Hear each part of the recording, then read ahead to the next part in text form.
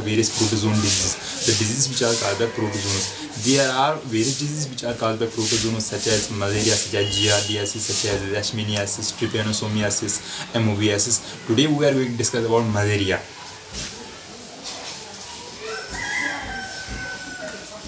Malaria, it is a protozoan disease. It is composed of two words, that is mal plus air. Mal air means foul smelling air. When this Reverend was scientist. Reverend was a scientist who demonstrated that malaria, it is caused by a protozoan parasite. Protozoan parasite. In fact, he discovered Plasmodium, because the malaria, it is caused by Plasmodium, protozoan Plasmodium. Now we are going to discuss about the life cycle of Plasmodium. The life cycle of Plasmodium, it needs two hosts for the composition. The life cycle of Plasmodium needs two hosts for its composition. Such a life cycle is called digenic. So the life cycle of Plasmodium is digenetic. What does digenetic mean? Digenetic means that it needs two hosts for its composition. What are the hosts? One is female Anopheles mosquito, another is human beings. Only female mosquitoes bite because they need serum albumin blood protein for their reproduction process. Once again, only female mosquitoes bite because they need serum albumin or blood protein for their reproduction process. Female mosquitoes are attracted towards us by our exhaling carbon dioxide, by our body temperature, and the chemical substance present in our sweat. The chemical substances present in our sweat that are called as pheromones. So the mosquitoes are attracted towards our body by our exhaling carbon dioxide, by our body temperature, and by the chemical substance present in our sweat called pheromones. Now we are going to discuss about female Anopheles mosquito. As the sexual phase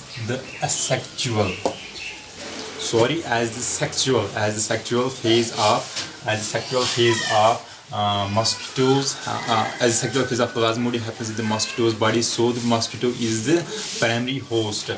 Once again, as the sexual phase of Plasmodium occurs in mosquito's body, so the mosquito acts as the primary host. So what are the mosquitoes? Mosquitoes are the primary host because the sexual phase of Plasmodium occurs in mosquito's body, and as a sexual phase of Plasmodium occurs in human beings, so the human beings are secondary host. Once again, the sexual phase of Plasmodium occurs in mosquitoes, so the mosquito is a primary host, and as a sexual phase of Plasmodium occurs in human body, so the human body is the secondary host.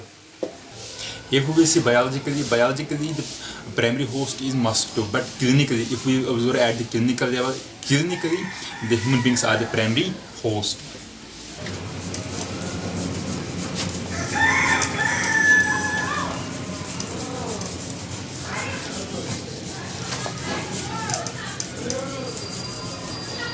Now we are going to discuss about the life cycle of Plasmodium.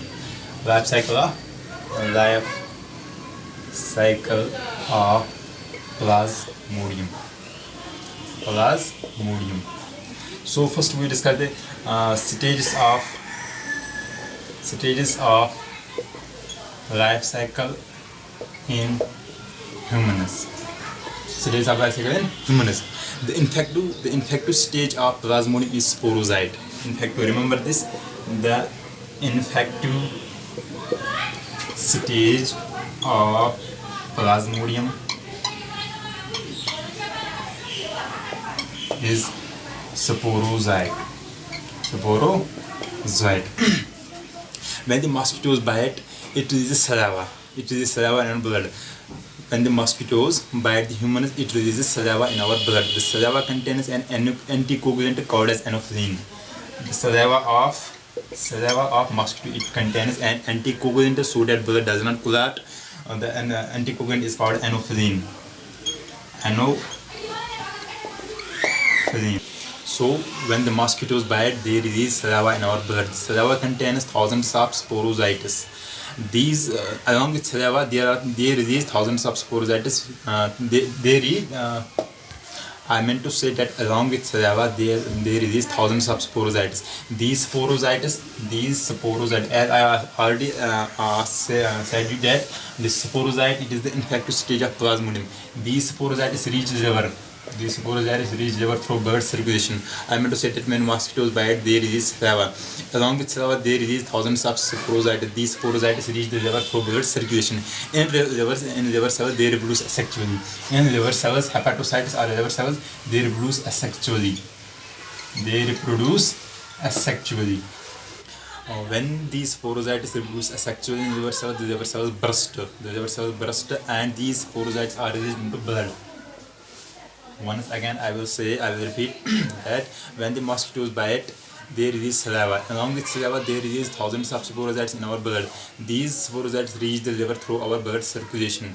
In liver cells, they reproduce asexually.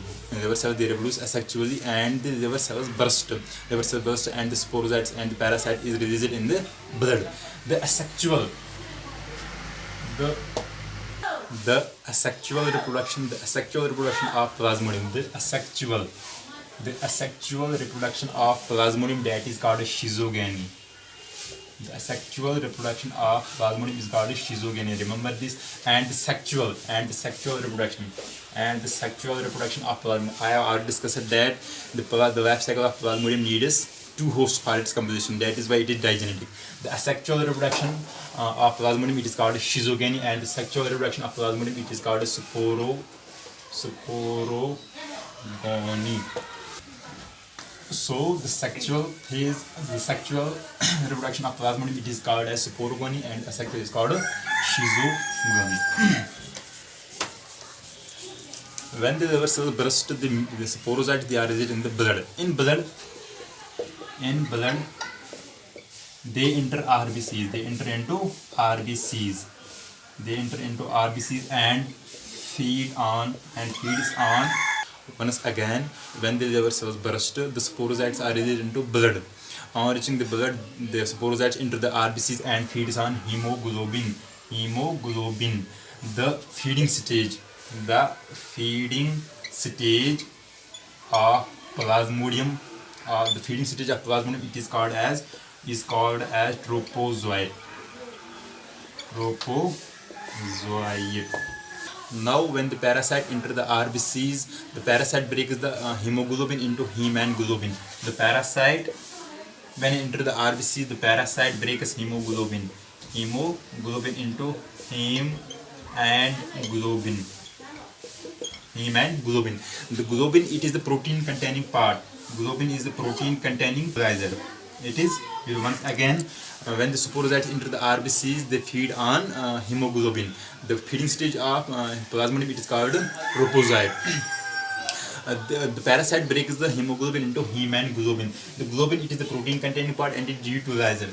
And iron gets deposited in the RBCs in the form of hemozoin granules. That stage in which the heme part of hemoglobin is stored in the form of hemozoin granules, that is called Schaffner's dot stage.